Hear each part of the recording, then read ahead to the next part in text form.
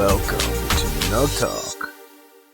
Hello, everybody, and welcome back to another episode of Nugg Talk, a weekly podcast where we talk about everything going on in the NBA, and more specifically, everything going on with your Denver Nuggets. I'm your host, Loki, and I'm back again with my co-host, Phil.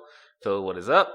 Nothing much. Just finished watching that Nugget game. Yeah, we did. We were going to record this early because we want to get this going, get ready for the season, do our predictions, do everything we got to do. Season's coming up. It's around the corner. It's finally here, baby. We got regular season games that we can't watch, but they're here.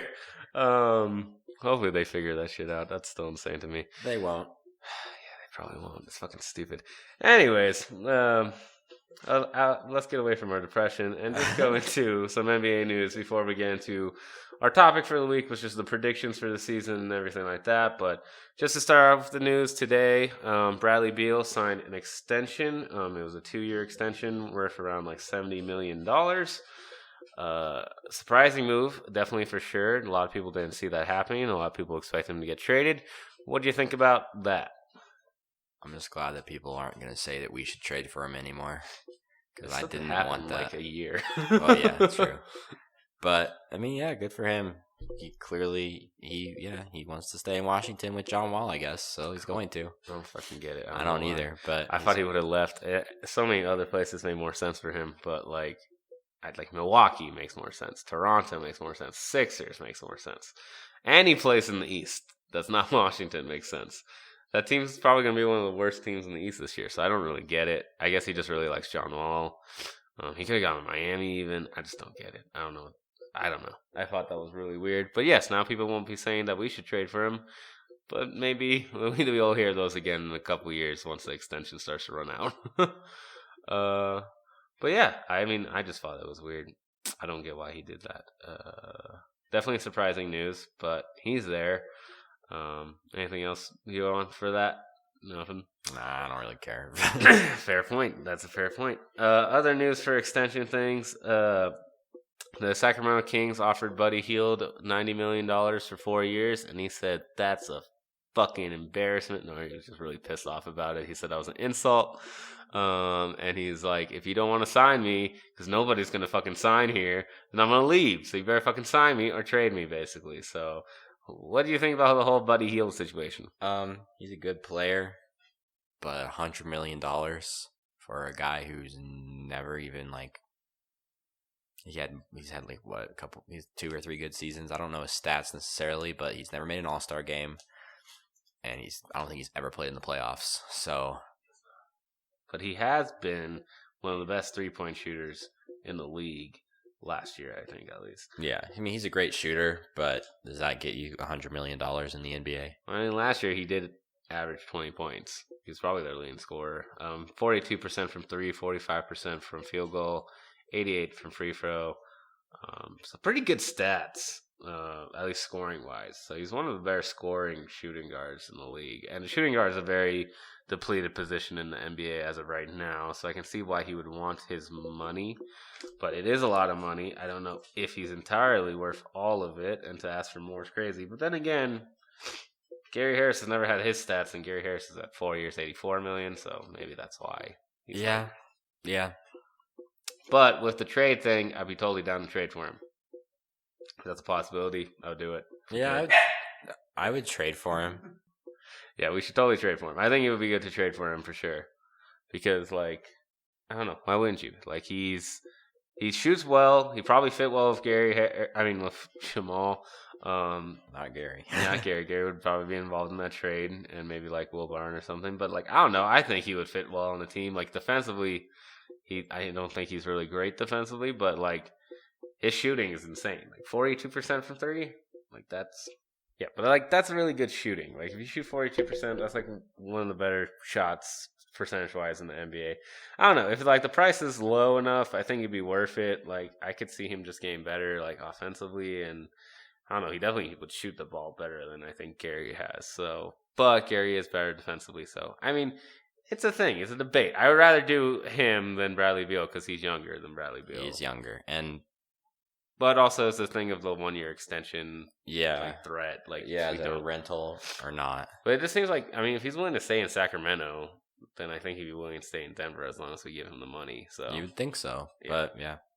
But that is interesting. I mean, that's my take on it. I don't know if you would want Buddy Hield or not, but I mean, I would take him. It all depends on what we give up. I wouldn't want to give up any. I'm not giving up an MPJ or a Jamal or anything for him. So that's a fair point. I mean, definitely not MPJ and not Jamal. So no, not those two. well, yeah. But especially just because we want to see what MPJ is. Maybe eventually MPJ could be in those talks, but not now. It's too early for that. But yeah, so that's the thing with Buddy Hield. We'll see what happens with that Sacramento situation. I don't know why they won't pay him because, like he said, and he's right, no free agent goes to fucking Sacramento. Yeah. So fucking sign him. What are they doing? It doesn't make sense. Yeah. They're willing to pay fucking Harrison Barnes like $100 million, but they won't pay this guy $100 million or something. They need to trade Harrison Barnes. Wait, they just signed him. They can't trade him. Well, it's just ridiculous to me that they prefer Harrison Barnes over Buddy Hield. Harrison Barnes is not. He's fine. He's a fine player, but my God, they just want Harrison Barnes. I don't know, man. This is what it was. You should build that team around De'Aaron Fox and Buddy Hield, not De'Aaron Fox and Harrison Barnes. True. Maybe it also could be a thing with De'Aaron Fox too, because I feel like he's probably coming up for an extension soon too. So we need to hold our role because we'll probably have to give De'Aaron the max. So maybe that could be part of it because they are a small market team just like us. So yeah, it's true. We'll see how that goes for them. In other news, we'll talk about Karl Anthony Towns had an article talking about doubters and people talking about how he thinks the Minnesota Timberwolves should be considered as they're going to be a playoff team and they're going to surprise people. And he also talked about his leadership. Did you read that article? No. So yeah, he just went into it a little bit, and he says he believes that this team is better than people are giving it credit for. And that he's going to do his best to make sure that they get into playoffs, and he expects them to get into playoffs. He also said that he doesn't have to lead by like using his voice and stuff like this. He's always been a person to lead by example. And this is the main thing he said in the article is that he's always been the first one in the gym and the last one out of the gym, which is bullshit. Because Jimmy Butler used to always get shit on him for being lazy, apparently having a terrible work ethic. So I think this article was dumb. The article was very dumb. Yeah. I think it's kind of ridiculous. I mean, good for him for having that what's the word? Confidence. But let's be real. In the West, that team is not even going to sniff the playoffs. I feel like it's ignorance more than confidence. Yeah, ignorance. But like everybody says that about their team, you know. But he's not even the best center in the West. Like, that's Jokic. Jokic is the best center in the West. Like, not you. Your team's not that good. Andrew Wiggins hasn't improved in the past, 2 years, and I don't see him improving heavily that much this year. They still don't have a point guard. I don't even know who's on their bench. That team is just, not that great. They have, that Okogie guy who's pretty good. But otherwise, for the most part, I don't think that team's that good. And their coach is, still fairly new. So, I don't know. I don't get it. I don't think that they're going to be good. I don't either. I think they're going to be about as good as they were last year. Or probably worse. So, but we'll see. Let's see if he actually does prove the doubters wrong. I just think that was a ridiculous article. And I don't think that he... is right in the head sometimes. Yeah. But yeah, we'll see how he does. I mean, he's always been a good player, even though, apparently he doesn't practice and things like that. But his team is just not good. He's not a good player. Well, he is a good player, but he's not a good teammate. He's not a good leader, man. He doesn't lead. Or he leads by example, apparently. An example that no one can fairly follow. So, we'll see how that goes. But yeah, I just thought that was funny. And they're in our division, so I said, obviously, we should touch on it and see our thoughts on that, but I'm interested to see what other people's thoughts on it are for sure. And then today, since we were going to do our predictions, it looks like the NBA GMs already went ahead and did some of their predictions. They did a lot more things than we're going to do. We're just doing standings and awards, basically. They went into a ton of shit. So we'll get started and go with that. Firstly, they did which team will win the 2020 NBA Finals. 46% of them picked the Clippers. 36% of them clicked the Bucks. And then 11% clicked the Lakers. Others receiving votes for the Warriors and Trailblazers. What do you think of that? The Blazers are not even going to sniff the finals. They're probably not even going to make the Western Conference Finals. I'm sorry. I had to say it. The other ones, that's fine. That's fine. You can say the Warriors. Golden State, Phillip. I mean, Golden State has Steph. I get why people are always like, "Oh, the Warriors," because the Warriors are still the Warriors to a lot of people. Yeah, but I'm surprised that the Sixers didn't get a vote. I think that's weird. I am too. I think it's ridiculously stupid that the means Blazers got a vote. I really do. I just think it's weird that every single person basically picked the Bucks out of the East, but I don't know. I think that's just strange. But yeah, I don't agree with it entirely. I mean, I agree with Clippers. Yeah. Like, I think they'll win the finals this year, but we'll see. It could also be the Lakers. LeBron is still LeBron. Still LeBron. He looked really good last night. Yeah, so he's figuring out his things. Giannis, who knows? But yeah, I think Portland was a surprising one. But again, I'm higher on Portland than I think you are. But I don't think they'll get to the finals. I think that was a reach for sure. So I don't know. We'll see. Maybe I couldn't have been Portland's GM because you can't vote for your own team as a GM. So I don't know what GM is really fond of Portland. Right. But it couldn't have been their own. So I think that's definitely interesting. But last year, it's kind of just funny because last year, like the Clippers got 46% of the vote. Last year, Golden State got 87%. Wow. This shows you how more wide open it is this year for the finals. Way more open. That's nice to see, though. So yeah, so that's good. And then they went ahead and did ranking the top 4 teams in the Eastern Conference. Their top 4 basically was Milwaukee first, Philadelphia second, third Boston, and then tied at 4th Brooklyn and Toronto. But Brooklyn had like a little bit more of a lead because they got more third place votes. What do you think about that? Yeah, I can kind of agree with that. I kind of surprised they didn't mention the Pacers, but I guess we don't know when Oladipo's coming back. So the Pacers were 6th in their list. We'll definitely get into it more when we go into our own standings about the stuff. But I think overall, like fair, I think they just went more off of like and I definitely agree with the top 3. So yeah, so we'll see how that goes. Last year, 90% picked Boston to win the East. And then after that was Toronto, Philadelphia, Milwaukee. So we'll see. Obviously, these mean nothing.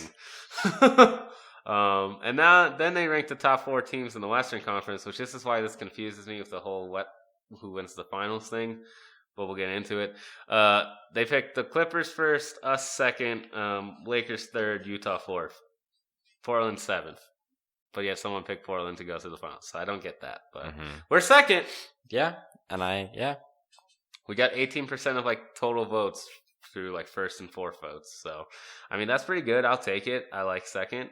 That's where we finished last year, second in the second spot in the standings. So that's pretty good. And Clippers makes sense to be ahead of us. I think like Clippers are a better team than us. I think they took this more into account as who's like the best teams instead of like standings. So, what are your lists on the 4? I agree with it. I agree with that order more or less. It's going to be interesting to see. I think there's a lot of question marks in the West.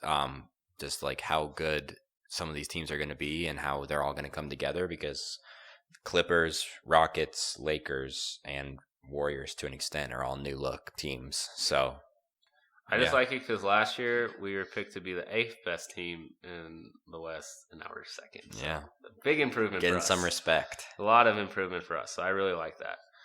Then they went into awards. They said who will win the 2019-2020 Key MVP. 52% had Giannis repeating.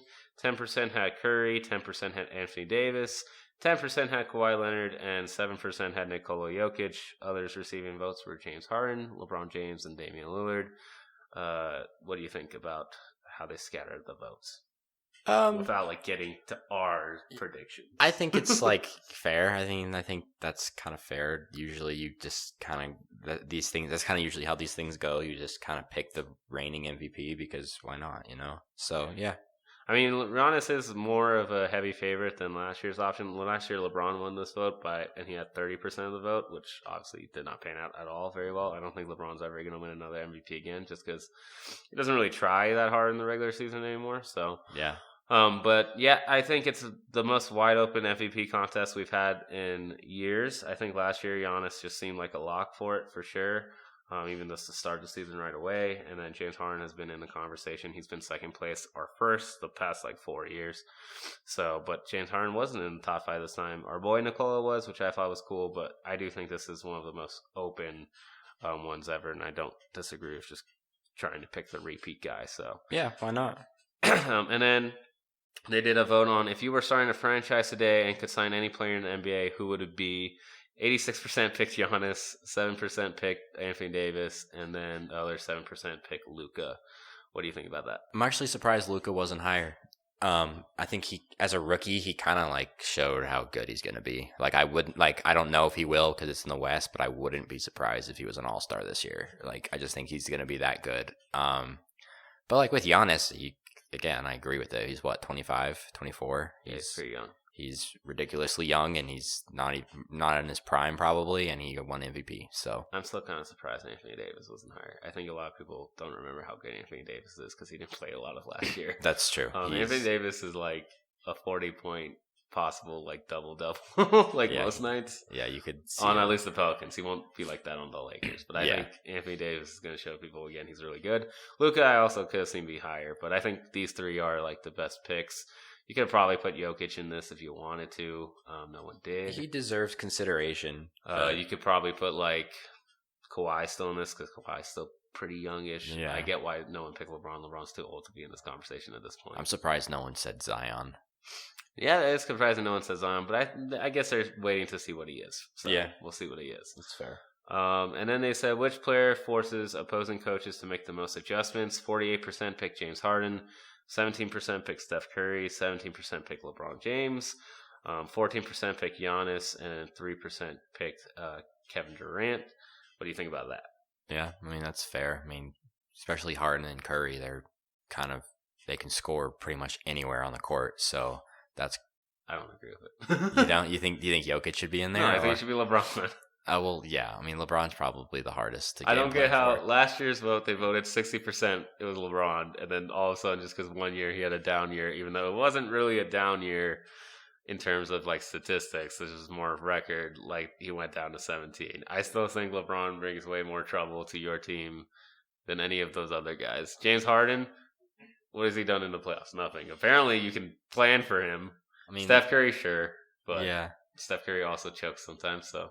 I mean, let's be real. These surveys are all based on what happened last year. Yeah, so. I know. It's like, what have you done for me lately? But I just think LeBron should have won that one. So I don't agree with that one. But, I mean, we'll see how it goes, for sure. Hopefully they're right and LeBron isn't hard to game plan for. Yeah, maybe he's washed, dude. Totally. Which player is most likely to have a breakout season in 2019-2020?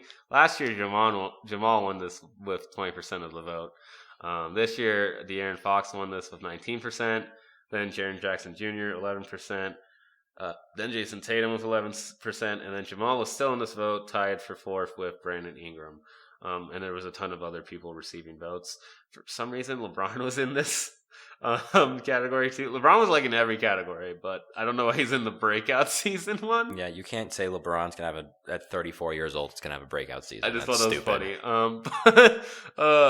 What do you think of them picking De'Aaron Fox to have the biggest breakout season? Sure. Why not? I mean, he's going to break out eventually. He's going to be a good player. I mean, if he gets a shot, like a real shot, like that kid's way better than a lot of points. He's better than Jamal by far. He's already kind of better than Jamal. Yeah. But yeah, if he gets a jump shot, I could totally see it. I mean, I also agree with JJJ. I think Jaren Jackson Jr. is really good. I can see him break out, especially with Mike Conley gone, so he kind of has to take like the leadership role. Mm-hmm.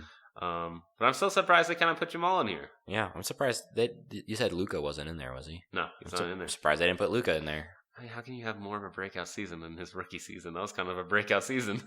Becoming an all-star in your second year.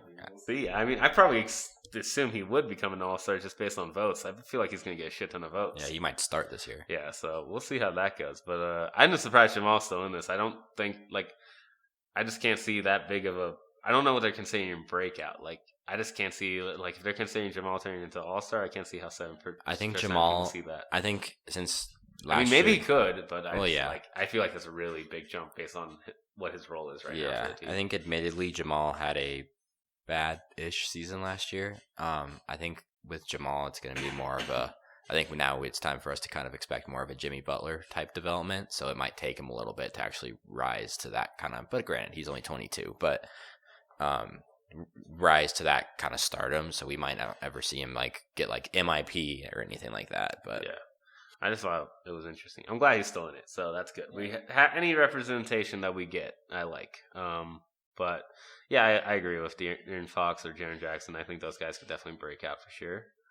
And then who is the best point guard in the NBA was something else they voted on. 90% voted Steph Curry, 7% voted Damian Lillard, 3% voted LeBron James. That was it. And then Steph Curry only won 57% last year. So he took a huge jump. What do you think about Steph Curry just running away with that? I mean, yeah, he's the best point guard.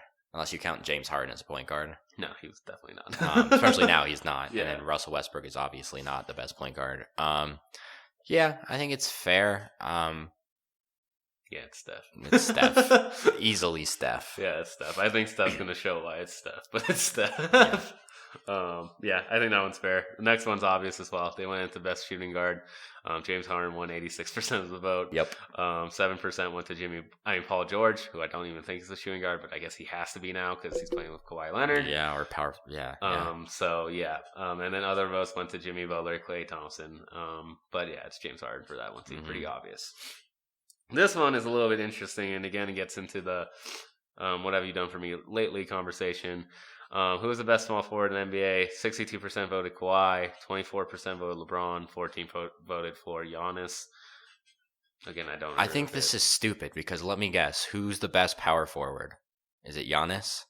Then you can't give these guys votes on every fucking position. I think that's stupid. Positions. It's a positionless league now, man. Okay, but like, let's be real. Everybody knows LeBron's a small forward and not a point guard. And hey, he's gonna play at the 1 apparently, but he hasn't done it in preseason. But apparently, he's gonna be doing it. Well, whatever. And then we all know Giannis is a power forward. Like, you can't, whatever. I know positionless basketball, whatever, but still. I still disagree with this. I think it should be LeBron. Again, I don't agree with the what have you done for me lately conversation. I still think LeBron's the best player in the league. And until it's officially disproven in a playoff series of those two together, or us beating LeBron when it happens, and we beat LeBron and we go to the Western Conference Finals, I'm going to speak it into existence. I think it's fair. I think it's fair to give it to Kawhi. He's Finals MVP. He's. I don't agree with it. I know you don't, but you're a LeBron shill. So. I'm not a LeBron shill. I just think that he's still the best player in the league. He probably is, but I think Kawhi deserves that spot. And then, whose best power forward was Giannis? 59%. 28% gave it to AD. Based on your thing, you would give it to AD if you want to do that. LeBron was also in this category. He got 10%. And then LaMarcus Aldridge got 3%. See, LeBron's gotten 3 votes on 3 positions. That's stupid. He just did. I don't know why. It just happened. Some GM people think survey of him is weird. Differently. But yeah, I think for this, I'm okay with it being Giannis. But yeah, I mean, if we're going for like traditional, like it's Anthony Davis. Yeah, at roles, it's Anthony Davis. And then who's the best center in the NBA? Did you think it was going to be Joel Embiid? Because I did, but it wasn't. They picked Jokic. Is Jokic. Because it is Jokic, at least based off of last year, for sure. He won 48% of the vote, and then Joel Embiid had 28%. Anthony Davis had 17%. Anthony Davis won his last year, though. He had 40%. Exactly. Like, you would think if, like, Anthony Davis is the center, he's better than Jokic. Also, guess who received the vote? Giannis. In case, for the people listening, I'm putting my hands up in the air right now because what the hell? I just think it's funny. I don't know. Maybe he plays center at some point. Who knows? Okay, if you play that position for 1 minute, are you like allowed to be considered for this? And that means James Harden should have been at least getting votes for best point guard. Where was he? It's weird. Let's just take that Jokic. I'm taking it because he is the best center because he plays center and not any other position. But based on the GMs, their starting lineup would be Steph Curry, James Harden, Kawhi Leonard, Giannis, and Jokic. That'd be a fucking scary starting lineup. I'm just saying. Scary starting lineup. So I still think, they're all very worthy players. It's just like there's arguments on maybe that will be a starting lineup for an all-star team this year. It could be when Team Jokic. No, he's not going to win votes. It's going to be Team Giannis versus Team LeBron still. Yeah, it's going to be that again. Anyways, off-season moves. They started doing votes on that. They said which team made the best overall moves for this off-season. I think you can assume which they picked first. The Lakers or Clippers. The Clippers, yes. The Clippers got 18%. Then the Pelicans got 11%, and then receiving votes was the Nets and the Jazz. It's definitely the Clippers. There's no question about it. Clippers got 2 superstars. They got 2 superstars for like 5 draft picks. Yeah, it's worth it. They risked their future, but it was worth it. Last year, the Lakers won this by 70%, and all they got was LeBron. So obviously, if these guys got 2 people, they're going to win this. So, yeah, I don't think that's bad. And then based off of that, they did which one player acquisition will make the biggest impact. First was Kawhi Leonard to the Clippers, 67%. Then Anthony Davis to the Lakers, 21%. And then lastly, Paul George to the Clippers at 12%. So, obviously around the big three who moved to L.A. Don't disagree with it at all. I think it makes sense. I think it's fair. And then what was the most underrated player acquisition? 36% Mike Conley to Utah, 14% Bojan Bogdanovic to Utah, and then Malcolm Brogdon to Indiana for 11%, tied with Jeremy Grant to us for 11%, and then Thomas Satoransky to Chicago for 7%. And then there was other people receiving votes, but I don't care about those other people. But what do you think about Utah basically getting the most underrated player acquisitions? I know you fucking love Utah. I don't love them. They scare me. Because we struggled with them last year and they got better. But you like the accusations they did because that's why they scare you. Exactly. Yeah, I think it's fair. I think Conley's still a great point guard, and that's kind of what they were missing. And Bogdan is a good player. I do agree that Conley's the most underrated player acquisition, but second should be Jeremy Grant. I mean, after what he's done this preseason, he's been balling out. I agree. He deserves. That was a very underrated acquisition. Yeah. I don't think Conley really could be considered an underrated acquisition. I think everybody was kind of. Well, it's just like things like went under the radar, kind of. I guess people like were praising. The big things were Kawhi and Davis and that's true. George, so that's why this is considered in that situation. Yeah, then that's fair. And then they did a vote on which team will be the most improved in 2019-2020 compared to their last year. Obviously, the Lakers won this. They got 38% of the vote. Then Dallas got 21%. The Clippers got 10%. Hawks got 7%, Nets got 7%, Chicago got 7%, Pelicans got 7%. Somehow the Knicks got 4%, and I don't know how. The Knicks signed 5 power forwards. The Knicks are probably going to be worse this year. The Knicks are probably okay. I don't know if they'll be worse. They were really bad last year. I don't know. I don't know if they're going to tank on purpose this year, but we'll see. But yeah, I think the Lakers deserve to win this. I am kind of surprised the Clippers only got 10% of this vote, but I guess it's because they didn't really have a bad year last year. Yeah. So, what do you think? Yeah, that's fair. The Clippers were playoff teams, so I get it. But then the Lakers were garbage, and now they're going to be a playoff team. So. Yeah, they will definitely be a playoff team this year. If they don't, well, then somebody's getting fired. If they don't, I'm going to be really happy. And then they did what was the most surprising move of the offseason. Obviously, Paul George trade to the LA Clippers won this with 52%. Then Chris Paul and Russell Westbrook trade won 28% of the vote. And then Nikola Mirotic to FC Barcelona won 7%, which I totally forgot happened, that he just decided, I'm not playing the NBA. I'm going to play in Spain. Like, fuck you guys. I don't get why. He totally could still play in the NBA. It's kind of crazy. I totally forgot that happened. But that's definitely, I think, surprising for sure. But it's definitely the Paul George thing. Because I remember when that happened, I was in Vegas during Summer League week. I was playing at a fucking blackjack table. I look up. It's like, oh, I thought I said Pau Gasol, and then I was like, oh no, it's Paul George. And I was like, how? I was asleep, and then I woke up the morning and saw all the news, and I was like, what the hell just happened? Yeah, so it makes sense. Last year, I think it's funny, the person who won this was DeMarcus Cousins to Golden State. That didn't pan out very well. So no, it did not. So hopefully this one doesn't. Yeah, hopefully not. That'd be great. And then rookies and international, they voted on these guys. They said who will win the 2019 Rookie of the Year. Phil, who do you think it was? Zion Williamson. Yeah, he got 68. I wish he got 69% of the vote, but he got 68. It's fine. Ja got 29, and then Darius Garland got 4%, which I don't know why, but I guess people think he's good. But yeah, it's obviously going to be Zion. I feel like everyone's picking Zion, so we'll move past that. Yeah. They did which rookie will be the best player in 5 years. Zion won again, 68%. Ja got 18%, and Cam Reddish got 7%. So again, Cam Reddish popped up in this category, which he popped up in before for like a different GM survey. Yeah, whatever that was. There's a lot of these apparently. But yeah, I mean, I think these 3 guys are probably the best 3 to be in this category for which rookie will be the best player in 5 years. I think it's prefer like me. I think it's going to be Ja, but who do you think is going to be the best rookie of these 3 in 5 years? I'm just going to say it's going to be Zion. I don't know. I mean, it's probably... I could definitely see Ja. I think Ja's going to be great. I love Ja. I think it's going to be Ja. I think Ja and Jaren Jackson are going to be one of the better duos in the West for a long time coming. So we'll see how it goes. And then they did which rookie was the biggest steal at where he was selected. Nickeil Alexander-Walker got 32% of the vote. Brandon Clark, who I really wanted us to draft, and we didn't because, we didn't really have a first-round pick. He got 21% of the vote. Goga Bitadze got 11%. Don't know how to say that. I totally mispronounced that, and I apologize. Bulbul and Tyler Hero got 7% each. Bulbul's in there, so that's good. I thought Bulbul would be higher, to be honest, because everyone was like, "Oh, Nuggets got the biggest steal ever." And everyone's saying like Bulbul was supposed to be a first round pick. Yeah, so. and like Shaq was like, "He's better than Zion," and so I really thought that people would buy into that, but I guess not.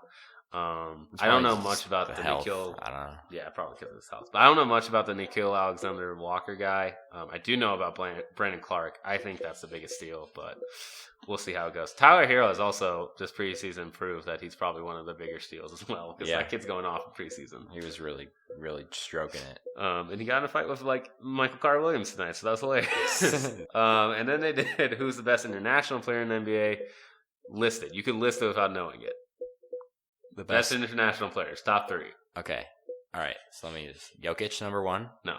What? Think about international. Oh, Giannis? Yeah. Jokic? Yeah. I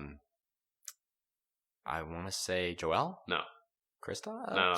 Luka? Yes. Interesting. You got there eventually. But yeah, they went with that. I'm surprised that they put Luka. He's really fucking good, man. I guess. He's a rookie, and he was balling. I was glad Jokic is there. But yeah, Jokic got second with 14%. Luka got 7%. Giannis got 79%. So, and I do think that's fair. That's Giannis fair. won MVP. So Giannis is better than Jokic. That's fine. And I feel like Joel Embiid's international because he's from Cameroon, and like Kristaps is, but Kristaps came off an injury, and Joel had not as good of a year as Nikola, so that makes sense there. Yeah. Him being below Luka is kind of surprising, but Luka is like, he's just a fan favorite. Everyone loves Luka. No one can hate Luka. He looks so nice. He looks so nice, and he's so good. And then they did who's the best international player not in the NBA. Nikola Mirotic won this in a landslide because he's now in FC Barcelona again, which I forgot. Yep. Then it was Nando De Colo. I just wanted to say that. It's funny. And Sergio Lol. I don't know any of these guys. I think De Colo is going to be a lotto pick next year. He might be. I have no clue about any of these guys except Nikola. So, yeah. And then they started voting on defense. Who is the best defensive player in the NBA? 45% said Kawhi Leonard. 20% said Rudy. 10% said Draymond. 7% said Giannis. 7% said Paul George. 3% said Anthony Davis. What do you think about that? Yeah, that's right. I think Rudy should be first, but it's fine. He won 2 fucking years in a row Defensive Player of the Year. Yeah, but like, but I don't know. I'm fine. Last year they tied. Last year they were both first at 37%. I'm fine with giving it to Kawhi. I'm surprised Draymond didn't get more votes. Draymond got fucking torched in that finals, bro. I guess that's true. He was getting wrecked by Siakam. And then they did who's the best perimeter defender, which is very just concerning and scary because 59% voted Kawhi, and then the next percent voted Paul George.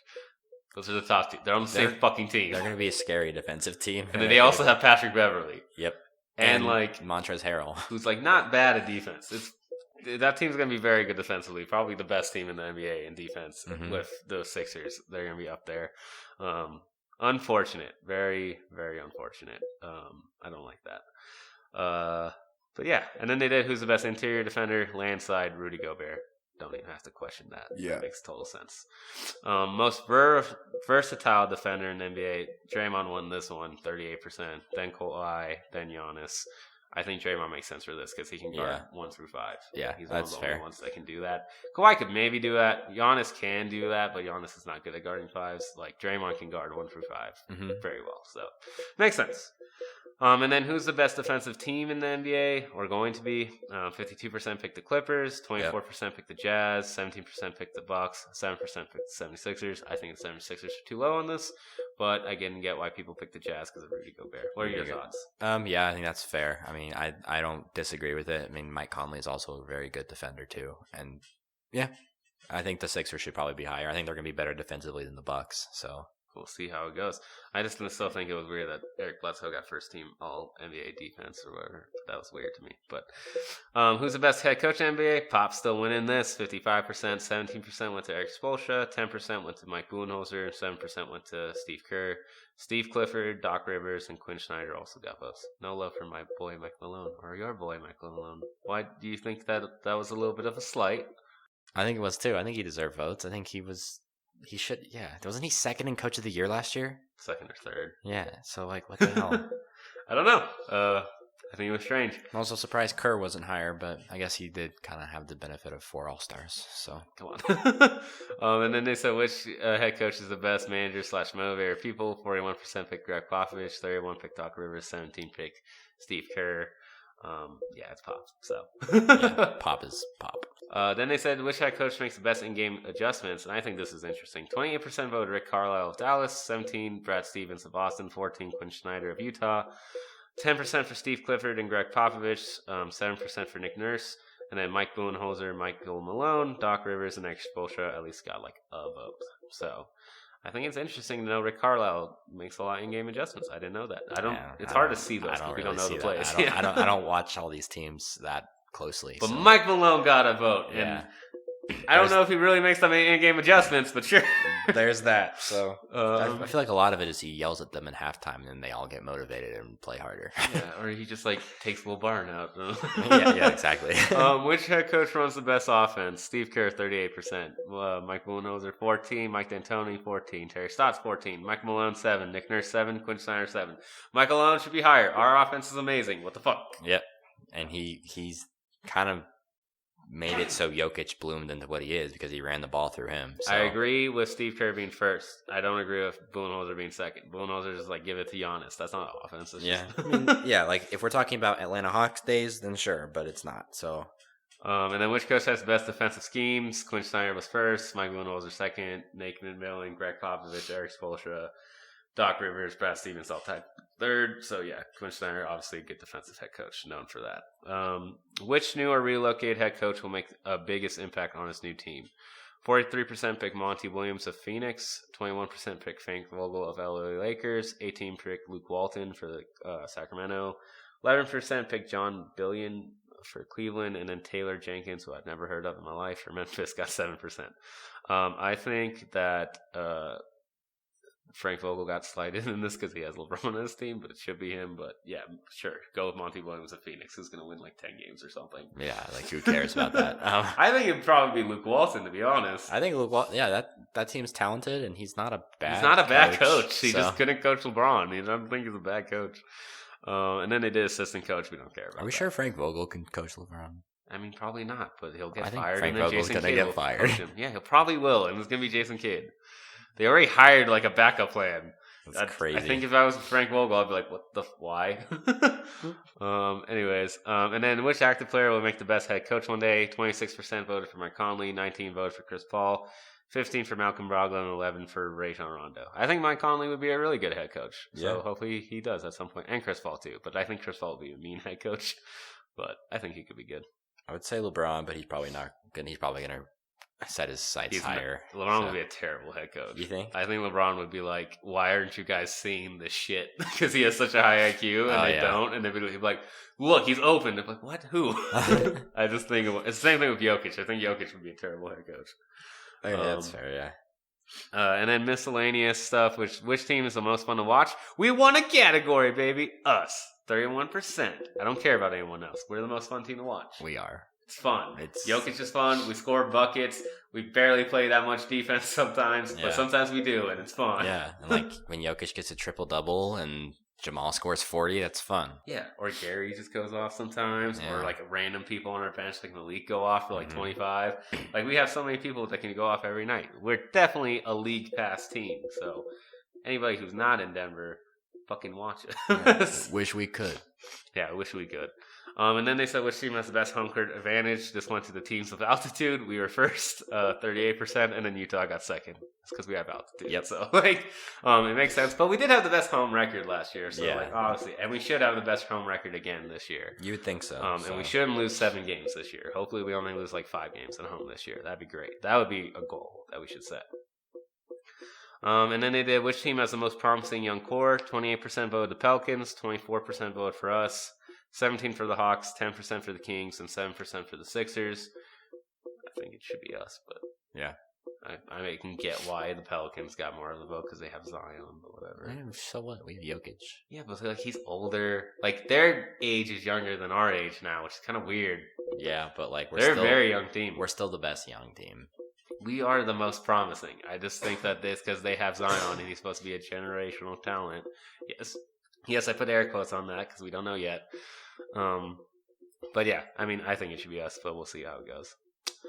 Which player is the most athletic? Zion won this, and then it was Giannis, and then Aaron Gordon, stuff like that. It's Zion. Zion's the most athletic player I've ever seen since LeBron in his early days. Yep. Who's the best pure shooter? Guess who it was? I'm gonna guess that it was Dwight Howard. Nice, you're right. Steph Curry. Yeah, Steph Curry. Which is the fastest player with the ball? Actually, be surprised to see if you get this one. Fastest player with the ball. There's only 2 people who are really in this conversation. I'm guessing De'Aaron Fox is one of them. Yeah, it's it. Yeah. Russell Westbrook was second. Okay. But yeah, I think De'Aaron's by far the I think De'Aaron Fox. He's like a little speed demon. He's so fast. Who's the best player moving without the ball? They vote Klay Thompson, then JJ Redick, then Stephen Curry, then Kyle Korver, then CJ McCollum. And yeah, it's Klay Thompson. Klay Thompson's the best off-ball mover of all time. Who's the best passer in the NBA? Who did they pick, Phil? Probably LeBron. It was LeBron. And then Jokic is second? Yeah. Yeah. LeBron's first at 57, which I think's fair, especially since he had that behind the back no look pass. Like, Jokic can't do that. That was ridiculous. And then Nikola Jokic got 32% because he makes passes that no one else can make. Then Chris Paul got 7%. James Harden got 4%. Don't agree with that, but I don't know. I feel like Russell Westbrook's a better passer than James Harden. Yeah, I'm just glad that that people are recognizing that Jokic is actually the second best passer in the NBA. He's definitely the second best passer in the NBA. LeBron's the best, but it's because they both have the highest IQ. Yeah, of Jokic has the the second highest IQ in the NBA for no doubt, which is awesome. I love that. I love that. Good. I love that. Which bench player makes the most impact? Lou Williams ran away with this. We don't really need to get into it. Any else? Who's the toughest player in NBA? 32% said Steven Adams because that's one scary motherfucker from Australia, and you don't want to mess with Aquaman. Mm-hmm. Then they said Draymond Green because he'll kick you in the balls. Yep. Then they said PJ Tucker, and then they said LeBron James. What? Yeah. Okay. I'm surprised they didn't say Pat Beverly, to be honest. He's in there. He received a vote, but LeBron James is not even cramps. That's all I gotta say. Okay, cramps. The cramps happen to everybody. Yeah, cramps. Who's the best leader? This was surprising me. Damian won this. 41%. Damian Lillard is the best leader in the NBA. Then Steph Curry, then LeBron James, then Giannis, and Chris Paul received those. Obviously, I don't like the Blazers, but I strongly disagree with this.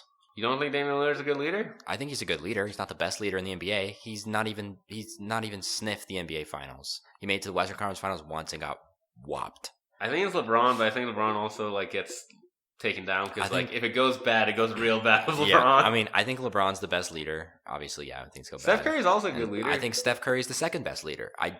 Damian's probably like top. He's up there, but he's not the best. That's stupid. Probably I'm sorry. What have you done for me lately? Because he did carry that team kind of for a little bit. I'm putting air quotes. Fine, you can put air quotes. I put air quotes. Who's the most versatile player in the NBA? They voted Giannis first. I don't agree with that. Then LeBron. Then Kawhi. It's LeBron. Yeah, I think Jokic deserves some votes there. Okay, it's because he's not athletic. That's why. It's stupid. They should say versatile. He got a vote. Okay, all right, fine. I'll take it. Him and Paul George got a vote. Giannis isn't versatile. He's super athletic, and that's it. Yeah, he can't shoot. He's looking like he can shoot now. Yeah, but he looks like he worked on it. He can't pass. He can pass, just not as good as LeBron. LeBron passes better than anyone. We just talked about it. Yeah, okay, fine. I don't agree with it. I think it should have been LeBron. And then the question that you kind of referenced already: which player has the best basketball IQ? Name 1 and 2, Phil. LeBron and then Jokic. Yeah, it is LeBron and then Jokic. LeBron fucking ran away with this. And then 3, is it Steph? No. Steph has terrible. I don't know. It's Chris Paul and then Rajon Rondo. It's usually point guards. That's fair. I mean, granted, he is a point guard, but he takes some bad shots that normal high IQ players would not take. But yeah, LeBron got 64, then Jokic got 11%. They have the highest IQs by far. I don't think it's not close. Without Jokic's IQ, he'd be a terrible player. That's what makes him good. So. Exactly, yeah. And then LeBron's IQ is what makes him like a legendary player. So it is what it is. Which player would you? This is the one I highly disagree with. We're gonna get into a little rant by me, but we'll get into your thoughts first. Which player would you want taking the shot with the game on the line? First was Steph Curry at 44%. Then Kevin Durant at 11. Then Damian Lillard at 11. Then Klay Thompson at 11. Then Kyrie at 7. And then Kawhi Leonard at 7. James Harden and LeBron got a vote. What do you think about this? I mean, I know you think it's LeBron. No, it's not LeBron. But it's not fucking Steph Curry, who's never made a game-winning shot. Is it Is it Harden to you? No, it's fucking Damian Lillard. Damian Lillard has made every clutch basket. It's either him or Kyrie Irving. Those are two of the clutchest players I've ever seen in my life. They are both super duper clutch. It's not fucking Steph Curry. Steph Curry's like no, I disagree. It's not Steph. He's over like I agree with you. Shots. No, Steph is not clutch. He's kind of shown he's disappeared in every finals. Look at his fucking stats when it's for go-ahead shots. He's made like I think 1 and none in the playoffs. Mm-hmm. So it's not him. He will choke it away. It's either Damian Lillard or Kyrie Irving, who had one of the most legendary game winners of all time. Yeah. Probably the best game winner of all time. Like, those two. And I can agree with Kevin Durant getting some votes. Yeah, like, he can get votes. But if you're saying, like, you have one shot to win a fucking game, I'm giving it to Damian Lillard, who literally does that for a living, or Kyrie Irving, who literally does that for, like, a living. I think it's really awesome that, like, Damian Lillard doesn't play very well against the Nuggets. He did not. He has not. But that's because Gary's on him, so that helps a lot. Exactly. And then what rule, this is weird, they went into this. What rule do you think needs to change the most? What do you think needs to change the most? Or, like, structure of the NBA thing really needs to change the most? Did they do conferences? Yeah, they did that. They did the playoff seedings 1 through 16 is what they want. Then they said draft, better combine, or more medical info. I don't know what that means. Draft lottery, which I'm assuming changed like how it works. Free agency, they say do it before the draft, and then schedule fewer games, less back-to-backs. So, yeah, I think playoff scene needs to change, but it never will. So we don't need to get into it. But that was the survey for the most part. I think for the most part, they got most things right, but some things they were completely wrong on, like Steph Curry being clutch. He's not fucking clutch. I agree. He's not clutch. All right, now let's get into our preseason games. First up, we played the Suns. We won that game 107-102. MVP of that game was by far Jeremy Grant. He had 22 points on 6 for 8 shooting, 8 for 8 from the free throw line. This kid is amazing. I'm so glad we traded for this kid. What are your thoughts on Jeremy? I'm so excited. I love Jeremy. I think I'm excited to see his role blossom for us. Yeah, I'm pretty hyped about him, to be honest. And then this was the first game that Jamal and Gary actually played really well in. Jamal had 16 on 6 of 16 shooting, 2 for 6 from the line. He had 8 rebounds and 6 assists, though, which is really good for Jamal. He's really stepping up in his assists so far in preseason. Gary finally had a bounce-back game. He had 18 points, 2 for 4 shooting, 6 for 10. He was going to be the MVP that I was going to give out, but then Jeremy just fucking went off. Yeah, Jeremy Grant. Jeremy Grant's been our MVP for, like, what, 2 of our games? 3 of our games? He's been in, I think, 2. I think we gave him, like, a half one for one of them. So, yeah, like, it's been kind of insane how well he's been playing. And then Jokic played. He didn't have a superb game. He had 4 points, 4 assists, 4 rebounds, but he played like not very many minutes. And then Paul Millsap didn't play this game. Porter came in, shot 5 for 10, 50%, 1 for 2 from 3. He finally hit his first 3. He had 11 points, which was really, really fucking good for him. Just because, like, when he plays, he doesn't really move much. Like, if you've noticed lately, like, he just kind of stands in the corner. I don't know if he really knows the playbook yet and things like that, but for him to get 11 points off of not really a lot of movement and things like that, I think it's pretty impressive. Plumlee, again, had a pretty solid game. Monte Morris had a pretty solid game. Will Barton had a pretty terrible game. Torrey Craig started. He also didn't play super well. He only had 3 points, 1 for 5 shooting, 1 for 4 from 3. Will Barton had 5 points, 2 of 8 shootings. I do want to say something on Will Barton. In the second quarter, with 8 minutes left, he had like Jokic open for a pass, like a wide open pass, but then he was like, "No, I'm just gonna dribble it." He fucked the guy up. He nutmegged him, but he nutmegged him out of bounds. Yep, he stepped out of bounds. It was really cool. I'll give him credit for that. But the look on Malone's face when that happened, if there's any way for people who are listening to this to go back and look on it, it's amazing. He looks so pissed that he just didn't pass it. But I mean, overall, I think this game we did really well. We still had a lot of turnovers, 23 turnovers, way too many in that game. But we shot pretty well. I think our defense could have been better. One thing that happened in the game that was pretty funny is when they were, like how they check in and everyone like dabs each other up when they're about to do the jump ball. Jokic went to dab up Kelly Oubre, and Kelly Oubre did the Joker thing. The Joker mouth. And he was like, "Do you know it?" And he was like, "Yeah." He was like, "Yeah, I know." He was like, "Yeah, I get it." He was like, "Yeah, I get it." I thought that was funny. But yeah, I mean, overall, I think again pretty solid preseason performance. What were your thoughts on the Phoenix game and certain players, if you have any? Yeah, I thought they looked good. I don't really have anything to say. I can't really remember. That's fine. But yeah, I think overall we played pretty good. Like I said, Torrey Craig started this game. I think it's between him and Will Barton for sure, but we'll get into that going into the game we saw just recently against the Portland Trailblazers. We won again, 110-104, undefeated in preseason. Just saying. Yep. Come at us. Team to beat in the league. MVP of this game, surprise pick for me. I'm going to give it to Will Barton. Me too. He fucking killed it. He did really well tonight. I was impressed. He looked good. I think he's going to start. I do not, but we'll get into that in predictions. We'll do this. We're gonna add this to predictions now. But he had 13 points on 5 of 10 shooting and 2 of 6 from the free throw line, which is fine. Free throws have been a struggle for the team in the past, and they were pretty much a struggle tonight. We shot 64% as a team, which is pretty bad. Jokic and Millsap played really well. Millsap had 13, Jokic had 11. Millsap shot 4 for 5, 2 for 2 from 3. Millsap has been amazing from 3-point line so far this preseason. He's been really good. If he continues that, boy, oh my God, are we going to be really good. Torrey Craig once again started. He actually played a lot better in this game, 7 points. 3 for 3 from the line. Still 0 for 2 from 3, which is kind of disappointing, but he was 2 for 5 overall. Disappointing, but not necessarily surprising, to be honest. Jamal had another iffy game, but he didn't play a lot of minutes. Gary had an iffy game again, didn't play a lot of minutes. None of the starting lineup really did. Really, everyone played minimal minutes tonight, except for Monte, Beasley, and Will Barton. Like I said, Will Barton was the best off the bench, and then Monte Morris did pretty well. He had 12 points on 5 for 8 shooting, 1 of 2 from 3. Mason Plumlee had another solid outing. Michael Porter did not look that good tonight. He looked pretty bad tonight. He looked pretty not bad. He looked like he wasn't really involved in the game. He looked like he didn't really want to be there. Yeah. He kind of stood in the corner. He didn't really do much. He had a nice pass to Vando when he could have took a selfish 9-footer, but he passed it up for him to get a dunk.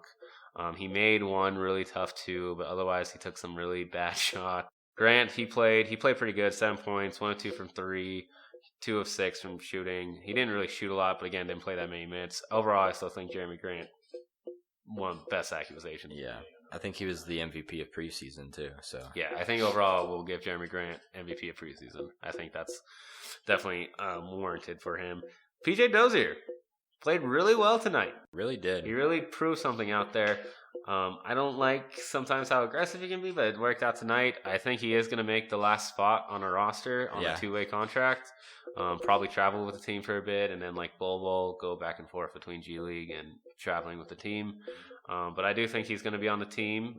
We waived Tyler Cook. I think he'll make it.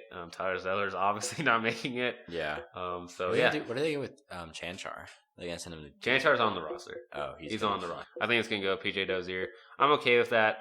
Let's kind of mold this kid, get him ready. If Monte does leave because we can't afford Monte or something like that happens in the future, maybe this kid can step into that backup point guard role. I think he showed some signs of he could play in this league. He's pretty big. Yeah, he's 6'6" and 230. For a point guard, that's insane. Yeah. We'll see how he can do. I have come around on that kid kind of. But yeah, overall, Will Barton, stellar in his performance. I think he did great. Michael Lim came out and said he still doesn't know. He has no inkling, and whoever started tonight didn't necessarily decide who was going to start the season. And we'll get into this. Will be our first prediction going into our prediction topic. So who do you predict will start for is it October 18? No, 21st. 23rd. October 23rd. Who's going to start at small forward? Will Barton. That's what you're going with? Yeah. Why are you going with Will Barton? I just think he played well enough tonight to kind of just basically deserve it. I'm not saying necessarily deserve it, but in Malone's eyes, I think in Malone's eyes, he was the incumbent. So, yeah. I am completely opposite with you. I think this tonight, if anything, proves that he should come off the bench. Well, I agree, but he had his best performance playing with the bench unit. He plays really well with the bench unit. He plays as basically their point guard, with a mixture of Monte, but he has a way better chemistry, I think, with Monte than he does Jamal. I think he played really well off the bench. I think if anything, this should show Malone he can give a spark to the bench, and he should come off the bench. I think if anything tonight proved it the other way. So I'm going to say Torrey. I think Torrey's going to start on opening night. But we'll see what happens. Do you want to take a shot on this? Whoever's wrong takes a shot. Sure. All right, we're doing that. Taking a shot. Hot takes, baby. All right, now get ready for some more hot takes. It's time for our NBA predictions. We'll start off by doing the standings. We'll go into the East first. Phil, read off your list. Number 1 seed, Bucks. Number 2 seed, the 76ers. 3 seed, Celtics. 4 seed, the Indiana Pacers. 5th seed, the Toronto Raptors. 6th seed, the Brooklyn Nets. 7th seed, the Miami Heat. And 8th seed, the Orlando Magic. I think that's a pretty good standing thing because mine's basically the same, just a little bit different order. But I do think these are the 8 teams that are going to make the playoffs. I could see maybe the Hawks sneak in here for the 8th seed, but I think overall, potentially, these are probably the 8 teams that you're going to see in the East playoffs because, as everyone knows, the East is trash. And it's basically Philadelphia or Milwaukee's league to win, or conference to win, I would say. But yeah, my list is very similar. I just have a couple teams in different areas. I have Philadelphia at number 1. I have Milwaukee at 2. I have Boston at 3. Indiana at 4. Toronto at 5. Brooklyn at 6. Orlando at 7. And Miami at 8. I just have Philadelphia first because I think that their starting lineup is the best starting lineup in the East and maybe even the league. I think they're going to be really good defensively. And if Ben Simmons learns even a little bit of a jump shot, that team could go really far. So I'm banking it on kind of Ben Simmons. But yeah, that's where I differ from you, at least. Yeah, seems fair. But like we talked about before, this all depends on between Ben Simmons and Giannis Antetokounmpo, who learns to shoot better. Yeah, exactly. It's what it's going to come down to. I don't think there's going to be any surprises kind of like last year, even though Toronto wasn't really surprised, but I do think a lot of people thought Milwaukee was going to just storm to the finals. Mm-hmm. But yeah, I think it's between those 2 teams in that conference. For sure. I do think Orlando's going to surprise people. They are my surprise team. I don't know who you would have as a surprise team in the East, but that's my surprise team. Yeah. And then we'll get into the more important conference, our conference, yes. The Western Conference, the better conference. Yeah, take that East. I don't care. I mean, if you say the East is better, then you're wrong. So everyone says the East is better. If LeBron was still in there, maybe. Even then, no. But he's not. And then, okay, you go into your West standings, all right, which are ridiculous, man. No, they're not. Number 1, Clippers. Ridiculous. Nah. Number 2, Nuggets. Number 3, Jazz. Number 4, Rockets. Number 5, Lakers. Number 6, Warriors. Number 7, Blazers. Number 8, Spurs. Completely wrong on everything. First off, how the fuck are the Clippers going to get first? I think they are. Paul George is out till December. That's fine. He's out for most of it. Kawhi Leonard does fucking load management most games. I think they're going to be good. The Clippers are good. I can't believe you went with the Clippers first. And then another thing I can't believe you went with is this goddamn Utah Jazz fear that you have. They're not going to be good. I'm telling you. They scare me. I think the Blazers are better than the Jazz.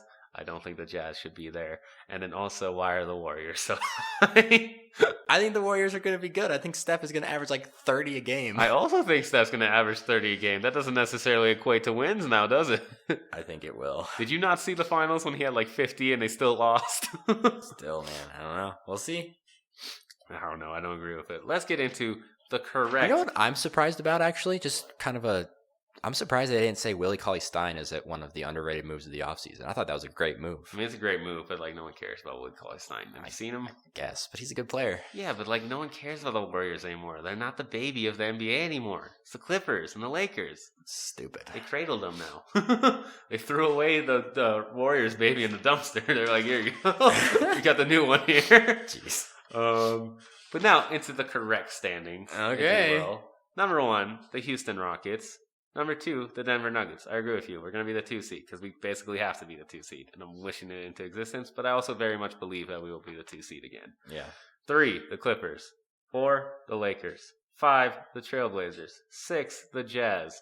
7, the Spurs, because I'm never going to go against Popovich. 8, the Warriors. That is my standings, and I will tell you why Houston will be the number 1 seed. That team is built for the regular season. They have 2 of the best regular season players of all time.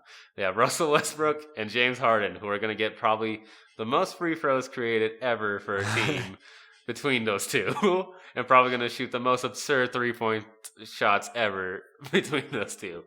I think that team is built to win regular season games. Also, I think Portland is way better than Utah Jazz. I think Damian Lillard and CJ McCollum are way better than Mike McConley and fucking Donovan Mitchell.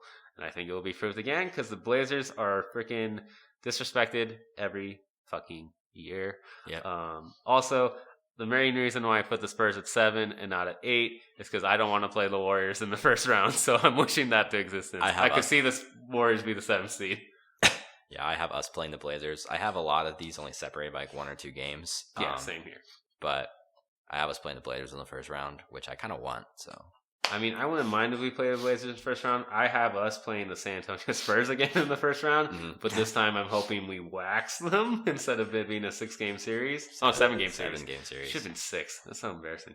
Anyways, but yeah, I hope that we actually wax them and win it in 4 or 5 this year. And then also, my only team that I have winning 60 games are the Rockets. I think they will win 60 games. I don't think any other team is going to win 60 games. I had the Philadelphia at 59, but I just don't know.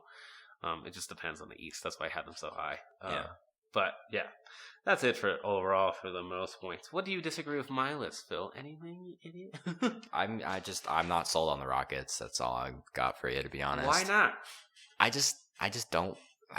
There's only one ball, man. I don't know. But haven't you seen them dance together? I'm just not sold on the Rockets. I'm sure they're going to be a good team. They have a good coach. They have 2 of the top 10 players in the NBA.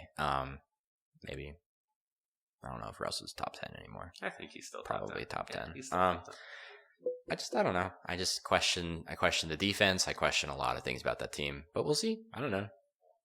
They don't scare me as much as they did last year, to be honest. I don't get how. They still have Clint Capella, who beats us every game. We haven't won against Clint Capella ever. Well, that's got to change eventually. You would hope so, but has it? It hasn't. You know why? Because Jokic can't guard that man. It's very sad. Maybe he changes it. Hopefully he does. But I do still think, again, I still think the Rockets, I will say this on that. I think they're built for their regular season. I, again, emphasize regular season. I think in the playoffs, they're probably going to lose in the second round to either probably the Lakers. Yeah. Because the Lakers will probably be the Trailblazers based on my list. So, yeah. And then we'll play the Lakers in the Western Conference Finals. Obviously.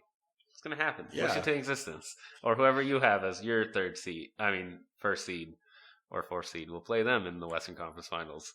Who do you have as your first seed again? Oh, yeah, the Clippers. Yeah. It's either the Lakers or the Clippers, baby. Yeah, we'll see how it plays out. I don't know. Western Conference. How far do you think we will go in the playoffs? I'm going to say... God. Okay, as far as my list goes, it's really hard to see us getting to the Western Conference Finals because if we would play the Blazers and then we'd play the winner of 4 or 5, right? Yeah. Wait, you have them as 2 seed, right? Yeah. You play winner of 3-6. Oh. So I have us... Yeah, then I'd have us playing either the Warriors or the Jazz, and I think we would beat both of them. I still think we're better than the Jazz. I just think the Jazz are scary. So then you have us going to the conference finals. So yeah, then I do. If we had to run into the Clippers or Lakers, I would say no. But then, yeah, if we can avoid the Clippers and the Lakers till the WCF, then I think we're going to make it to the Western Conference Finals. See, now mine is harder because in mine, we would play the Clippers in the second round. I don't think we would beat the Clippers, but I'm going to say we would because I'm wishing it to existence. So we're going to the conference finals at least, baby. Not the finals. We're probably not ready enough for that yet. But conference finals, here we come. Get ready. We're going to play LeBron and the Lakers. Yeah. But yeah, we'll see how it goes. I definitely do think we're at least like minimum second round, though. Oh, I think we're, yeah. If we don't make the second round, Malone, you got some explaining to do. Yeah, seriously. But yeah, we're definitely talented enough to make the second round, in my opinion. But if we get the 2 seed, it will help in our second round series. So that's very important for us. I think that's a goal for our team to get the 1st or 2nd seed for sure. But yeah, so that's our list for that. Who do you think will come out of the East? Probably the Bucks. I'm going to go 76ers. Yeah, I know you are. So I have, and then who's your finals? I'll say Clippers, Bucks. I'll have, based on my list, I can't do it, but I'll have... I think genuinely it'll probably be Clippers, Sixers, but I'm going to say based on my list because I want us to make the Western Conference Finals, it's going to be Lakers, Sixers. But yeah, and then who do you think wins the championship? Whoever comes out of the West. Yeah, it's going to be the Clippers or the Lakers or us. Clippers, Lakers, or Nuggets, but yeah. We'll see. If we make the finals, I don't know if we'll beat the Sixers or the Bucks. You think that Ben Simmons could guard Jamal Murray or vice versa? No. That would be an interesting series to see because I don't think Jamal. I mean, he's played Ben Simmons before, but that's not a good matchup. No, that would be the series to talk prove about once and for all who the best center in the NBA is. It would be an interesting one. I can't see that down the line in the future. I just think that's. I think that's almost definitely going to happen eventually. Yeah, I just think it's too early right now, but I do see that happening maybe at some point in the future. And then now we'll get into our awards predictions for that. We'll start off with the easiest one of all the easiest ones. Phil, who's your rookie of the year? No one cares. Michael Porter, Zion Williamson. Yeah, it's Zion. We all know it's Zion. We want to say Michael Porter, but it's not going to be him. He's not going to play even close to enough, even if he was that good. Yeah, it's going to be Zion. It's going to be Zion. He's getting like 20 points in preseason. He'll probably be around like 18 this year. Mm-hmm. He's going to get like probably 10 rebounds and like 4 assists. 3 assists, something like that. He's gonna win it in a landslide. Yeah. It's unfortunate, but like he's a lock. He's already won it. Basically, it's clear it's him. It's not like last year where it's kind of a toss up at the beginning between Trae Young and Luka, or DeAndre Ayton, who was also in the conversation at least at the beginning of the year before the season started. Last year's draft class was just way deeper than this one's is, and Zion is by far in a way the best player, at least at this moment right now. So if he doesn't win Rookie of the Year, kind of an embarrassment, to be honest. And then we'll get into the next easiest one, at least in my opinion, and I think your opinion too. Who's going to be the Sixth Man of the Year? No, I've taken a. You took a different route. I took a shot. So I know it's the Lou Williams Award. I'm sure it's literally Lou Williams. I'm sure it's going to be Lou Williams, but I picked Spencer Dinwiddie just because. Why not? Just because he went to the same university as us. Yeah. Go Buffs. And he was like top. He was in the running for it last year. So why not? Okay, sure, fine. All right, fine. Lou Williams isn't going to win it every year. Eventually, he's going to lose it. It's literally like his award. He's I know tied it. with I Jamal know. Crawford for the most times to win it. If he wins it the first time, it should be named after him. I know it's probably going to be Lou Williams, but I didn't want that sound boring, so I picked Dinwiddie. That's fine. Maybe it is Dinwiddie. If it is, go Buffs. Like really he has a chance to win it. It's going to be Lou Williams, I know, but I mean, he's whatever. good. There's other people. Lou Williams. It could be Dinwiddie. It could be Fred VanVleet. It could be maybe anyone on our team. We have a lot of 6-man options. Jeremy Grant. But I doubt it. I mean, maybe. I think we have too many 6-men for any of them to be running. I feel like it probably wouldn't be any of ours. But there's definitely options for that. But it's going to be Lou Williams. I enjoy your hot take. It's going to be Lou Williams, but I picked Spencer Dinwiddie because it's fun. Then we'll get to the next most predictable one, at least for the most part. Defensive Player of the Year. Rudy Gobert. You picked Rudy Gobert. Yeah. I went with Giannis. I think Giannis could do it. I think Giannis has to do it if he wants to prove that he's more of a versatile player. I think Giannis got exposed in the playoffs quite a bit. Yeah. Not only in his shot, but also his defending. Kawhi torched that man. Yeah, he really did. Kawhi got buckets on that man. A lot of people got buckets on that man. He's really good at like team defense. Like he's good at like switching and like blocking, lockdown and, D, help D. But like perimeter lockdown, 1-on-1 ISO situation, he's just not fully there yet. Like there's a clip of Kevin Durant just doing a crossover hezzy shot and then going right by him. Like you can't let that happen. Like I know it's Kevin Durant, but like you're supposed to be one of the better players in the league, and you gotta play defense to be one of the better players in the league. Yeah. And he wasn't far away from getting this award too last year, so I could see him get it. And then we'll go into probably the most confusing award because I never know who's going to win this one. MIP, Most Improved Player. Who do you got? Because I literally had no idea, and I saw last year we both picked Jamal for this. Yeah. We weren't having the podcast yet, but we thought Jamal was really going to win this. We were very, very wrong. Yeah. I just said Jaylen Brown. I don't know. I said Jason Tatum. There's got to be someone on the Celtics, right? Yeah, maybe. Like, they lost so many people. They all had such bad seasons. It's got to be one of them. I think Jason Tatum could very well do it because he's supposed to be a very good player, an all-star in this league. And, like, Jaylen Brown kind of... He needs to play for a contract. Yeah, he needs to play for a contract, and, like, he was thought to be a really good draft pick. You wanted him. I did want him over Jamal Murray. I will let that be known. Now, I do slightly differ in that situation.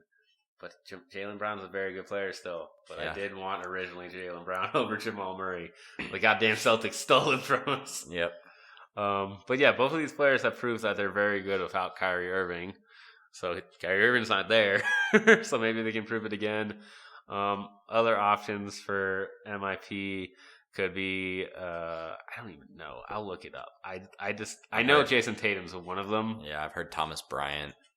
Thomas Bryant. Jamal still gets his name thrown out there, but Jamal's in there every now and then. I just like Donovan Mitchell. I've heard Donovan Mitchell. Yeah, he could be in there.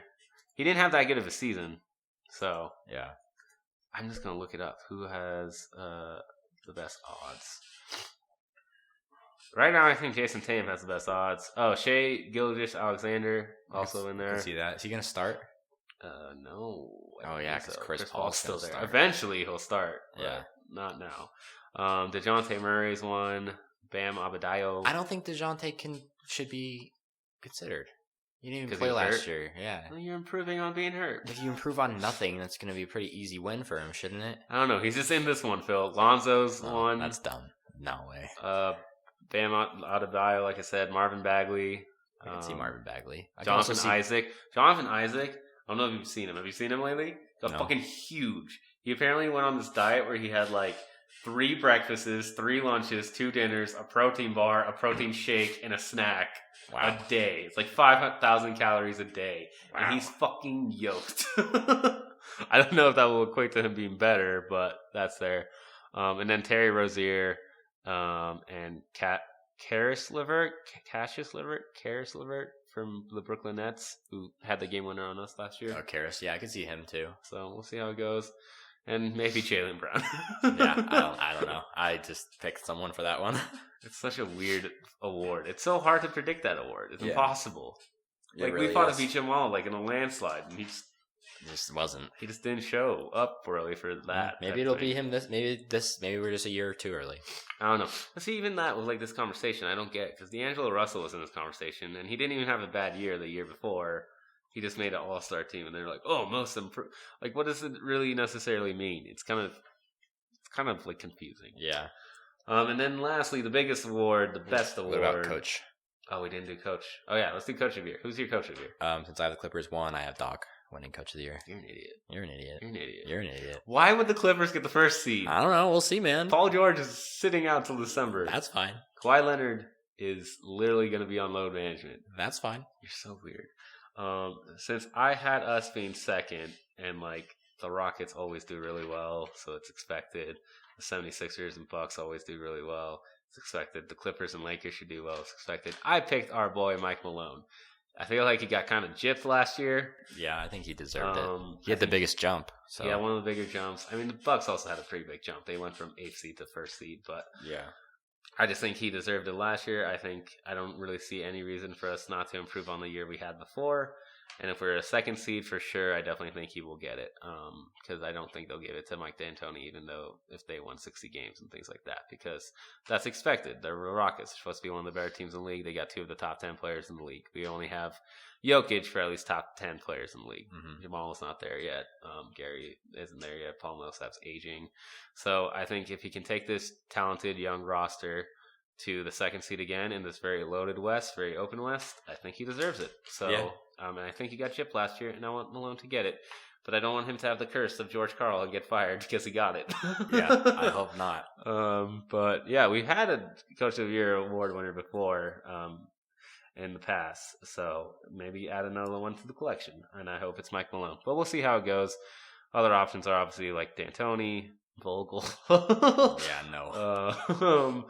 Budenholzer maybe again, Brett Brown, Brad Stevens, Quinn Snyder could be one. Quinn Snyder could definitely be one if they do as well as you think they will do. So yeah, he could be one. And now to the most important award, the biggest award, the most open award I think this year, other than MIP, MVP, most valuable player in the league. This is by far the most open it's been in a very long time. Usually there's always been a consensus of 2 players that was going to be. It was here in the past, it was going to be LeBron and someone, and then it was KD and someone, then it was Steph and someone, then it was Harden and someone, and then Giannis got it. Now it's like, who is it going to be? So it's definitely interesting. There's a multitude of people. It could be Steph Curry, it could be Nikola Jokic, it could be Kawhi Leonard, it could be AD, it could be maybe, I don't think LeBron, some people say LeBron. It could be literally anyone. Maybe Ben Simmons. Maybe Joel. Who do you have it being, Phil? I have it being Jokic. Hot takes. He was top. What was he? He was third, fourth in the MVP. The people ahead of him were Harden, Giannis, and Paul George. Yeah. Harden gained Russ. Paul George gained Kawhi. Giannis just won it. Maybe he won't win back to back. I know voter fatigue. Baby. Yeah, voter fatigue. So thinking of it that way, it makes sense that Jokic could be in the conversation for it. Granted, other things have changed too, but Paul George's going to get less usage. Harden's getting less usage, and Giannis voter fatigue. So I don't know. Jokic. I think he's gonna be in the conversation. What is he gonna average, Phil? I'm gonna say he's gonna average. I'm gonna say 23, 11, and 9. I'm not gonna say he's gonna average a triple double. Gotta go for the triple double. I feel like that's the only way he gets it. Although I would love if he averages. Okay, fine. 23, 11, and 10. Fuck that's it. The only way he's gonna. That would be amazing. I don't think he gets it any other way. If he is averaging a triple double at All-Star break, he better fucking start. He won't, but it's based on votes. He's not going to get votes. Also, there's no center position anymore in the All-Star game, so he's never going to start in the All-Star game. Yeah, but I'll say he's going to win MVP, and he probably needs to average a triple double. So he needs to average a triple 23, 11, and 10. That's my prediction. If he does that, that is the most amazing accomplishment. A center averaging a triple double. That's amazing. Crazy. That's insane, and that is the only way he can win it because that's That's unheard of. No one's ever been close to that at his size. So if he does that, and he was not even really that far away, if he just had a couple more consistent games and he had a couple more passing games, I think if he actually went for it, he could do it. But again, he has come out and said if he could pick between MVP and championship, he said championship. So maybe he doesn't want it, Phil. Maybe he doesn't really want it. Maybe he wants to sacrifice for the team. I would be okay with that. Get a ring. Get a ring, yes. That is way more important than him getting MVP, but get both. Porque los nos dos. Yeah. Get both. That'd be cool. Would you take a shot on that as well? It's a hot take, Phil. On Jokic? Yeah, fuck it, sure. All right, Phil. If he doesn't get that, you have to take a shot. So right now we have a shot on Jokic gets the MVP for you. For me, is if Russell doesn't get a triple-double this year, I don't have to take a shot. If he does, I take a shot. Wait, average or get one? If he averages a triple-double, I have to take a shot. Yeah, he's not going to do that. Exactly. There's no way. I don't think there's also no way that Jokic is going to win an MVP. You don't know that, Phil, but then you would have to take a shot. I don't. Wow, this is unfair, but I'll do it because you accepted the terms. I believe in my boy. He's not going to win it, but I'll take a shot if he doesn't. You accepted these terms, and then we also had a shot. I'll take a shot if he does too. By the way, and then we also had a shot on. Was it the Jazz? What did we just bet on? We just made a bet on something. I forgot what it was. 6-man. I don't remember. I'll go back to it in the edit. I'll figure out what it was. We have 3 shots going. Just know that. All right. My pick for it was I did consider Jokic at one point. I considered a lot of people. I considered Giannis again. I considered Jokic. I even considered Ben Simmons or Joel Embiid. I did not consider Harden. I think, especially with the way he kind of roasted voters this year, I feel like people are going to be very against voting for Harden after he was like, "Why the fuck didn't you vote for me? I had 60, 60, 60." I think that people got upset with those comments he had. It's not going to be LeBron. LeBron rests too much. AD, probably not because he played with LeBron. So yeah, it was between like Jokic, Dame, Steph, Giannis, and the guys in Philadelphia. But I'm going with Steph. I think Steph's going to, again, prove this year why he's the best point guard in the NBA. I think a lot of people forgot that Steph is a very good point guard and can take over games. He sacrificed a lot to play with Kevin Durant. And right now he has nobody on his team, really. It's very top-heavy. He has Draymond and D'Angelo, and then I don't really know anyone else except for, like, Willie Cauley-Stein on the team. So he's going to have to kind of carry it, especially if they want to make the playoffs. And I think he's going to do that. I think he's going to average at least 33 points this year. I think he's going to be the leading scorer in the NBA this year. And I think because of it, he's going to get the MVP. And he's going to prove again why he's the best point guard in the league, why he's the best shooter in the league. And then I feel like he needs to do that if they want to make the playoffs also. And then like maybe Clay could interfere with that because Clay is possibly coming back towards the end of the season. But I just think by that time he should have already won it. Yeah, if he's putting up those kind of absurd numbers. And the man put 40 in preseason. Yeah, that was preseason, and he put 40. Imagine what he's going to do in the regular season, especially because now he kind of has wide range to do Steph things again. You're going to see him breaking ankles. You're going to see him taking stupid half-court shots and making them. Mm-hmm. You're going to see him chewing his goddamn mouth guard. Still don't like him, but he's going to win the MVP. Yeah. But yeah, that's what I think, at least for my opinion, on who will win that award. I absolutely see it. I would honestly consider him the favorite, but Jokic is going right now the favorite is Giannis, Vegas-wise. I don't think it's they're predicting him to repeat. I just don't think it will be Giannis because I don't know how much more he can really improve on his last season. Unless he develops a jump shot out of nowhere, then. Yeah, I mean, it's also developing a jump shot, but also, they just had such a good record last year. So, even if they have a good record again, it doesn't really look like anything changed, Whereas, people now see, Steph has a bad team, and he's probably going to have to carry them to the playoffs. And yeah. They're oh, my God, look at what he's doing. Same thing with, Jokic. Not that we have a bad team, but they see, we're a young team in a very loaded Western Conference. If he does carry the team to the second seed, oh, my God, that's pretty impressive. Especially if he averages a triple-double, which we would have to. Yeah. But, yeah, I think those two make more sense. I think people are going to have voter fatigue with Giannis. It's really hard to win back-to-back MVPs unless you're LeBron or Steph Curry. Even Kevin Durant didn't win back-to-back. Russell Westbrook didn't win back-to-back, I don't think. Did he? He might have. Let me check.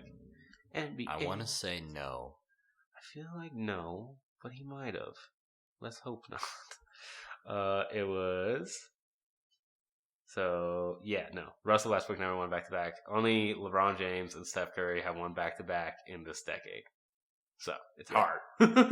Yeah. And then even in the decade prior, only Tim Duncan and Steve Nash won back-to-back in that decade. It's a hard thing to do. It's not easy to win back-to-back championships because you have to do better than your MVP season. MVP. Which is hard. Yeah. So, yeah, I think it'll be Steph. I think Steph will get his third MVP, solidify his Hall of Fame case. And he already did that. But. Yeah, but now this will definitely solidify because he Yeah. still gets roasted on for not having a Finals MVP because he still doesn't. It's funny. Yeah. But yeah, I think it'll be him. That's it for the most part on our NBA predictions. We can just do these awards, or at least we'll do MIP, MVP, six-man defensive for just our Nuggets primarily. Okay. MVP is easy. Jokic. It's Jokic. So that's easy. We Yeah. already know why. He's the best player on our team. He's going to be the best player. Who do you think will be the most improved player for the Nuggets? I'm going to say Gary. Gary can improve. He had a bad year. So, yeah, could be him. Because Jamal, he'll probably improve, but how much will he improve? I think Gary can really bounce back and show all the promise that he showed 2 years ago. I'm going to say based on this preseason, I was going to go with Gary, but then I'm going to say Paul Millsap. He's looking quicker. I think Paul Millsap is going to show that he's worth his contract that he has right now and that he deserves possibly a new one soon. So, yeah, I'm going to go with him. Who do you think will be our sixth man over a multitude of six men? I'm going to go with Malik. You could take your pick, but I'm going to go with Malik. Why are you going to go with Malik, though, Phil? You think he's gained that contact? Yeah, get that contract. I think he's going to show improvement as a defender, and he's going to still be a really good shooter. Yeah, he's trying to get that bag for sure. Yeah. So that makes sense. I could definitely see it being him. Yeah, I think I'm just going to go with Jeremy. He's shown to me that he could possibly be one of the better players coming off of our bench this year. He looks like he's great from three-point shooting. He plays defense. He does really everything that we need him to do at that position and everything Trey Lyles didn't do. So, yeah, I'll go with him for that. And then lastly, we got Defensive Player of the Year. Who do you think will be Defensive Player of the Year? I'm going to go with a starter, and I'll say Paul Millsap. I think with Jokic's lack of athleticism, what he brings to the table on the defensive end really helps us. I think he's our defensive anchor down low. Yeah, I think that's kind of what he made a career off of, his defense, and now he's become a smart veteran on the offensive end. So yeah. I would say it was Paul last year for sure. I mean, this is like a four-man race. It's between him Gary, Torrey, and now Jeremy. Those are their best defenders on our team. I'll just go with Gary, best perimeter defender. It's probably going to be one of those two. This probably has to be a starter, so it can't be Jeremy most likely. Yeah. And we don't know if Torrey's a starter yet. So I'll go with Gary. I think Gary's one of our better defenders, and he'll probably be it's either going to be him or Paul Millsap. So I agree with you on that one. Coach Rivier's Malone. We know that. Rookie of Year's Michael Porter Jr. We know that. So we got those. And then, so that's all we got for this week's episode. Next week, we'll be talking actually about some NBA games. We got 2 games to talk about. We're actually going to the one on Friday. Looking forward to it. We're going to be there. Don't look for us. Please don't. No one look for us. But that's all we got for you guys this week. We'll get back to you next week with our analysis about our games against the Blazers and the Suns. And obviously talking about NBA news and any other Nugget news, but NBA season's officially back. We'll be talking about that, so it should be a fun one. So we'll talk to you guys next week, and shout out to everybody in Serbia once again. But see you guys next week. Go Nuggets.